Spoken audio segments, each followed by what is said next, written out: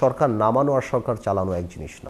ইউনূস সাহেবকে নিয়ে আমার এটা মনে হচ্ছে না, বিকজ ইউনূস সাহেবের অন্যান্য অনেক অর্জন আছে যা বাংলাদেশের তত্ত্বাবধায়ক সরকারের প্রধান বা ইন্টারিম গভর্নমেন্টের প্রধান হওয়ার চেয়েও সেটা কোনো অংশে কম না। সো আমি মনে করি উনি এই বয়সে সে নিজের নামের পাশে এই জিনিসটা, আমার মনে হয় না হি উইল ডু দ্যাট। আর এমনও কিছু নাই যে এই দেশে উনি আরও 2 বছর 3 বছর বেশি ক্ষমতায় থাকলে দেশ রাতারাতি সিঙ্গাপুর হয়ে যাবে, এরকমও কিছু না। এরকম কিছু কিছু মানুষের আপনার আকাঙ্ক্ষা থাকতে পারে, কিন্তু আমার মনে হয় না যে অন্যান্য যারা আছেন সবাই মিলেই তো সরকার এই জিনিসটা বাস্তবে রূপ দিতে পারবেন। কিছু কিছু খায়েশ তো থাকতেই পারে, কিছু কিছু মানুষের থাকতেই পারে যারা জীবনে কোনোদিন রাজনীতি না করে ক্ষমতায় অধিষ্ঠিত হয়েছেন, তারা দেখছেন তো তারা এখানে কীভাবে পাকাপোক্তভাবে থাকতে পারে, এটা কিছু কিছু মানুষের ইচ্ছা অভিপ্রায় তো থাকতে পারে, আগেও ছিল।